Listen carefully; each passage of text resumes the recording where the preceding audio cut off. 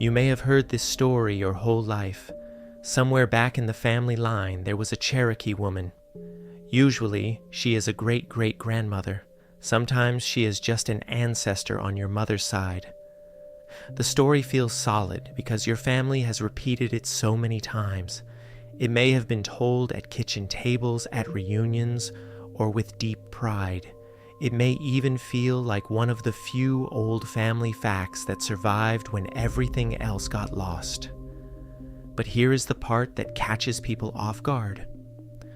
One of the most common ancestry stories in America is also one of the hardest to document. The story can live for generations, but the records often do not. When many of those stories finally get checked against names, dates, and old documents, a large number of them do not hold up. That does not mean every story is false. It means family memory and family records are not the same thing. A lot of Americans have spent years believing those two things were close enough. If this story lives in your family, that does not make you unusual. It makes you American in a very specific way. Dolly Parton grew up inside a story that many mountain families know well. It is the kind of story that feels true because it lives in the house. It gets passed across tables and repeated by older relatives, inside a family that saw itself as Irish, English, and Scottish. Some features did not seem to fit the picture they thought they knew. Her grandfather looked at his family and saw darker coloring. He saw faces that made people ask where those traits came from. He gave the family an answer by tying those features to a Cherokee woman he said he had loved. That answer stayed alive because it did something powerful. It turned uncertainty into a story and gave those unfamiliar traits a place to belong. Families are always trying to explain themselves. If a relative looks different from the image the family has of itself, the mind starts searching for a reason. In many Appalachian homes, the Cherokee answer gave a name to difference. Instead of admitting uncertainty, they could offer an origin story. That made the story easier to keep and easier to pass on. Dolly did something very careful when she shared this in a 2002 interview. She did not wave a family tree and say the matter was settled. She told the story the way families often do when the past sits half in memory and half in silence. She repeated her grandfather's words that the dark features came from the girl that the grandpa loved, who was Cherokee. In almost the same breath, he called it an illegitimate thing. He warned the family that this connection was not really in our genealogy, that one detail changes the whole weight of the claim. At first, it sounds like a claim about ancestry.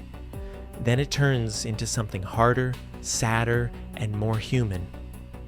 This was not a neat line on a chart. It was a family memory wrapped in love, secrecy, shame, and explanation. Dolly was not handing over a documented lineage. She was opening a door to the way families carry truth when they cannot fully write it down. People hear a sentence about hidden ancestry and grab the dramatic piece first. Dolly's own telling does not let the story stay that simple. Her grandfather tried to explain something the family believed they could see. On the other side, he warned the listener not to confuse that story with a formal line of descent. He placed the story beside the official family structure, not neatly inside it. He used the word illegitimate to make the distance clearer. That word usually pointed to something outside marriage. It meant something outside the version of family that could be easily displayed in public. A relationship like that could be remembered for generations and still remain poorly documented. Families did that all the time with matters they found painful, delicate, or dangerous. When Dolly repeats this, she preserves the contradiction. The Cherokee story remained, but so did the warning that it was not really in the genealogy. That difference between family story and family record is where so many real families live. Not every truth comes down in a Bible with names and dates. Some arrive in courthouse papers, land records, or whispered sentences repeated at reunions. Some survive because a grandfather keeps saying the same line long enough that the family never forgets it. That does not make every story exact, but it does not make every memory false either. The shock is that genealogists hear this same story again and again. The details shift, but the shape stays almost the same. A distant grandmother is remembered, almost never a grandfather. The ancestor is very often Cherokee, and very often she is remembered as a princess. Cherokee society did not have princesses. They had no royal daughters, no crown, and no princess class at all. Cherokee life was built around clans and chiefs, not kings and queens. The title was an outsider's romantic label. People added it later when they wanted a blurry story to feel sharper and grander. A vague native ancestor leaves room, but a Cherokee princess is a vivid scene. It gives the story beauty, status, and a touch of drama. Claiming a Cherokee ancestor did real work for Southern families. In the 1840s and 1850s, white families often used this story to claim old local roots and social standing. It made a family sound established and tied to the region. Adding the word princess made the story glamorous. It gave the ancestor dignity in a way white American families recognized at once. Race and social anxiety also shaped why this label became so common. The phrase, "let families claim native ancestry," in a way that felt flattering and safe. It gave them a prestigious ancestor without forcing a hard look at messy records. It softened conflict and cleaned up discomfort. The title made the claim feel noble instead of complicated. Once a story reaches that form, it becomes hard to kill. Families repeat what sounds good and carries pride without needing paperwork. Over time, the plain version fades while the decorated version survives. Dolly did not build her public story around a princess. She repeated a family story. She said there was Cherokee ancestry in her line, but as family lore rather than a stamped fact. That difference matters. The moment a family story leaves the kitchen table and enters public life, it often changes shape. It gets polished and easier to repeat. Her story gets grouped with the wider Cherokee princess myth because her account carries the same shape. It features Cherokee ancestry in family memory, tied to a woman, without documentary support in the available genealogy. That phrase matters more than people like to admit. Lack of documentary support is not the same as saying a family lied. It means the story lives in memory, not in records that can be matched and checked. Dolly stands right in the middle of that split world. She becomes famous, and the stories around her grow huge. A family tradition is no longer just private memory. It becomes public material for researchers to check. Readers look for the line that can be shown, not just repeated. When researchers trace the lines they can actually document, they keep landing somewhere else. The strongest public trail points across the Atlantic, not into a documented native line. Writers who work from the available paper trail land on Welsh roots and broader British Isles ancestry. Newer reporting says Dolly Parton's family traced the Owens line to Wales. Older biography sources place her background in Appalachian, Tennessee. Those records do not show a documented Native American ancestor. That does not erase the family story. It does not wipe out the reason people kept telling it. It means the part that can be checked in public records points to Europe. The Cherokee claim remains a family tradition rather than a documented ancestry line. That is the cleanest answer the available sources allow. Families often tell one story while records tell another. Oral history and paperwork do not always move together. A family can carry a story honestly for generations and still lack the records historians accept. Sometimes the missing person was outside a formal marriage. Sometimes names changed or people hid part of their background. Sometimes one detail was remembered and the rest was lost.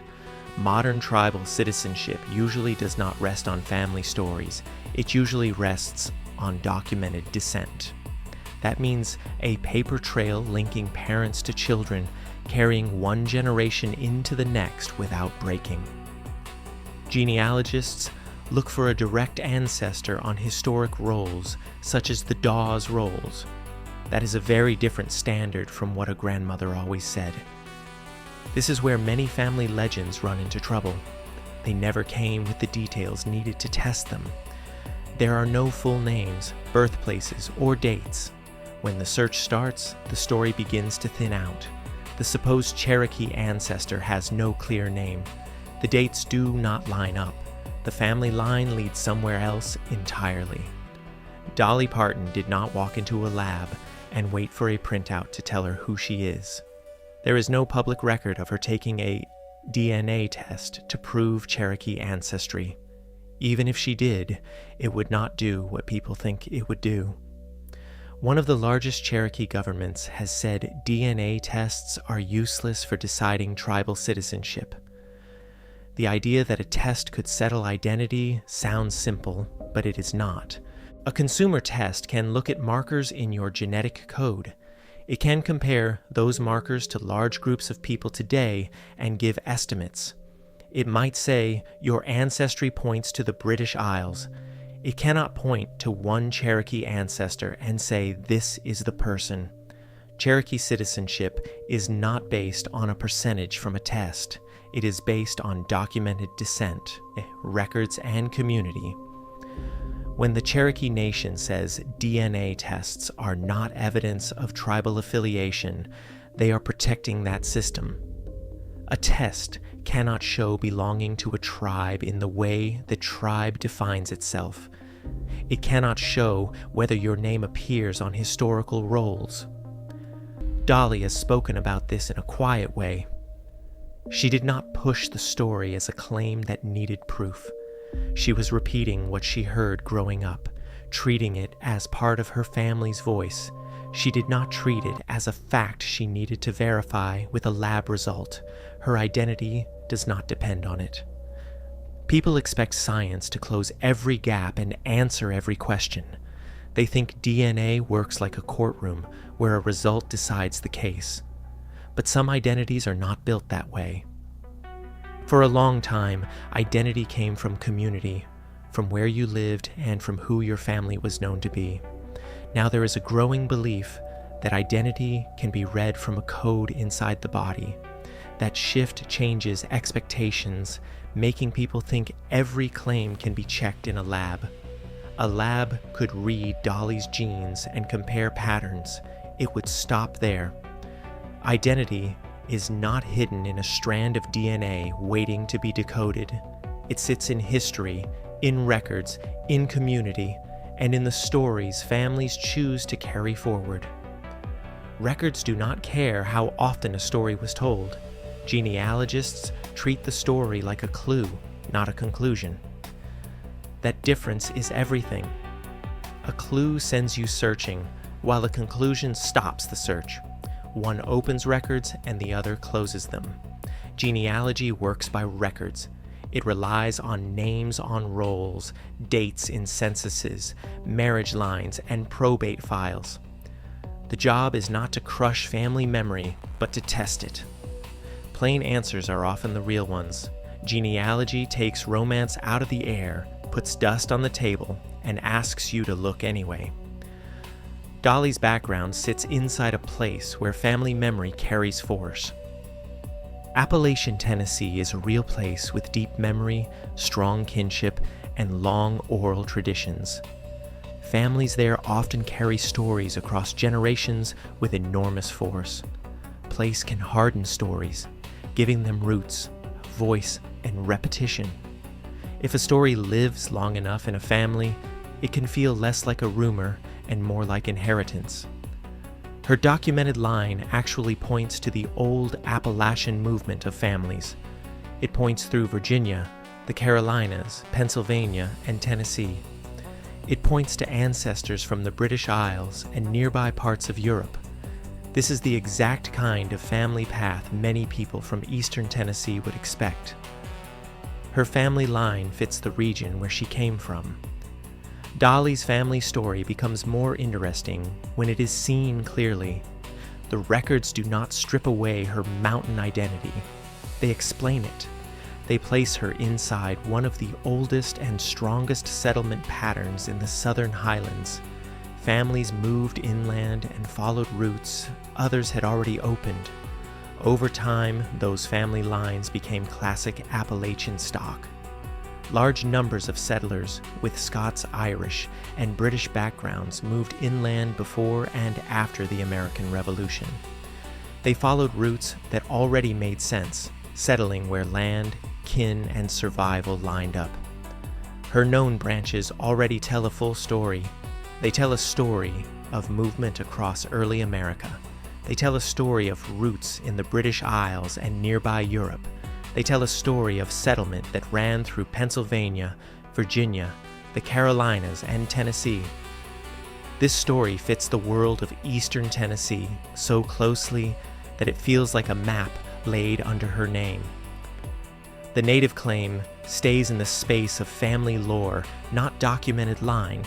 It remains unproven because the public record does not supply the links needed to document it. Researchers look for tribal roles, census entries, and identifiable ancestors. In Dolly's available public record, that kind of support is not there. The line that can actually be traced goes another way. That does not make the family tale worthless. It simply tells you what kind of truth it is. It is remembered truth. It is passed from one relative to another until it feels almost fixed. A family can hold that kind of truth for decades. It preserves what people believed had happened and how a family made sense of itself. Oral tradition can preserve hints that records alone would never hand you. A repeated story may still point toward a real ancestor or a real family branch worth examining. The problem comes when the story is treated as finished truth. Once that happens, the family stops asking the questions that matter. They stop asking who said this first or what records exist. Dolly Parton remains the place where both memory and records are still heard.